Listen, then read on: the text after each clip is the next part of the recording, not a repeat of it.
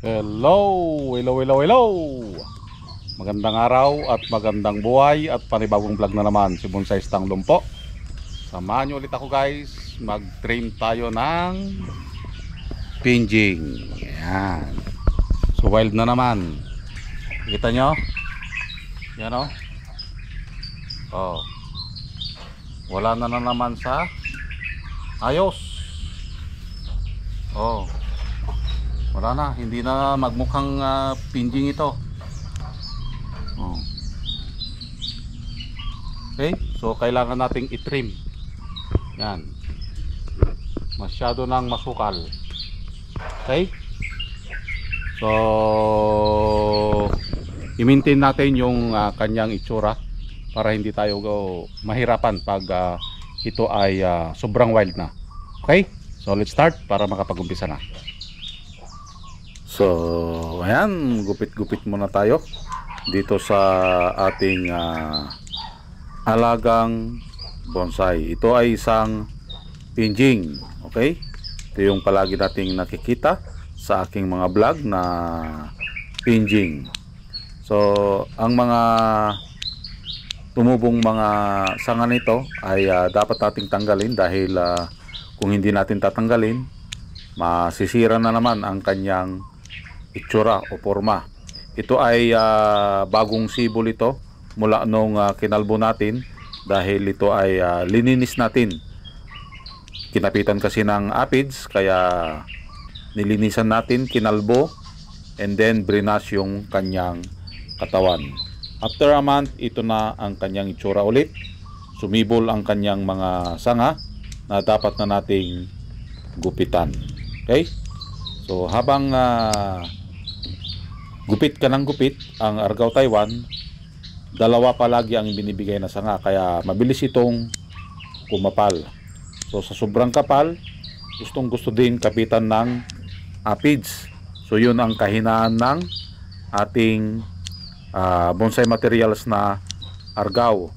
Kaya ang ginagawa natin dito, after natin magupitan ng ganyan or pagkatapos magupitan, ito ay binabawasan natin ng mga dahon. Okay? Para makita natin kung kinapitan na ng aphids. So may mga binubuo pa tayong mga sanga dito kaya yung iba hindi pa buo. Okay? So yun yung mga inaantay na lang natin dito para mailabas natin at maipunta sa show. So dahan-dahan lang na ikot dahil ito yung sinasabi kong bumagsak noon at ginawa natin ulit. Okay? So dahan-dahan lang para hindi tayo magkamali. Yan. So, wala tayong nakitang kasama dito na mag-ikot. Kaya si Bonsai Stanglong po, dahan-dahan. Ayun. At nandito na tayo sa part ng kanyang likod dahil ang harap ay tapos na nating ginupitan. So ang kainaan ng Argao Taiwan, ito ay madaling kapitan ng aphids na kailangan nating bantayan. So ipapakita ko din sa inyo kung paano ako kumukuha ng short video. Yan. So mag-isa lang yan na kumukuha ng video. Yan o. So nakatingin tayo dyan sa video habang tayo ay naggugupit ng halaman. Yun.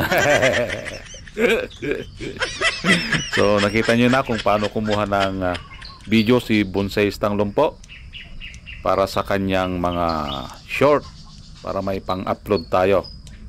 Yan. So gupit-gupit habang nakatutok ang camera. Ayun. Ayos.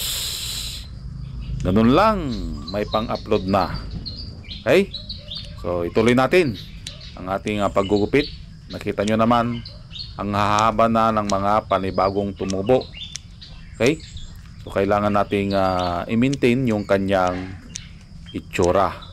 Dapat magmukhang puno. Yan, tapos na nating nagupitan dito. So tanggalin lang natin yung mga napagputulan at yung mga tumubong mga damo. Yun. So So kailangan nating i-maintain talaga yung kanyang itsura. So nakita nyo naman ang ating halamang bonsai ay malusog. Yun, nagka-forma ulit ang ating pinjing. Okay, ito yung paborito ni bonsaistang lumpo, ang pagitan ng dalawang bundok, sa baba nun may lagusan. Agoy, agoy, agoy, agoy. So yan guys, natapos na nating gupitan. Okay, ito na yung kanyang itsura ulit. Gumanda na ulit ang ating halamang bonsai. Okay, natriman ulit natin. Nagmukhang puno ulit ang mga bonsai na nakalagay dito. So ito yung kanyang ilalim. Nakikita nyo? Ito din yung sinasabi kong puno na may kulang sa sanga. Ito yung binubuo natin sa lower part niya. Okay, pati din ito nakukulangan tayo sa sanga. So kung makikita nyo ang konsepto ng ating halaman or ating pinjing, ito ay para kang nandun sa forest. Okay, nandun ka sa pagitan ng creek line. So ito ang nagre-represent na puno ang ating halaman na Argao Taiwan. Okay, so yun ang kanyang top view. And then kung ipapakita natin yung kanyang lagusan or yung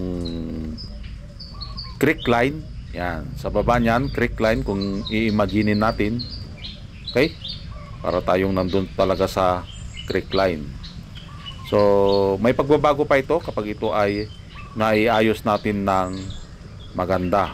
So hindi nyo muna ma-appreciate yung kanyang kagandahan dahil ito ay on training pa lang ang kanyang mga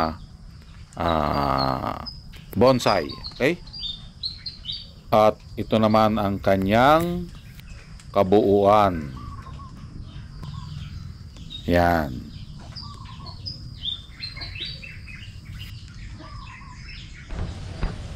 Ayan, nakita nyo na yung kanyang pagbabago.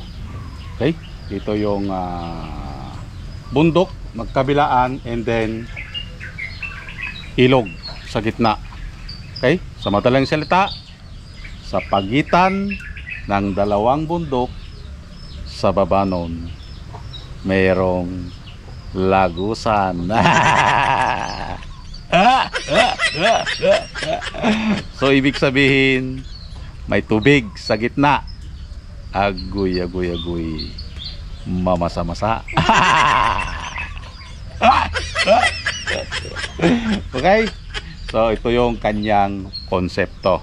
Sa pagitan ng dalawang bundok, sa baba nun may lagusan.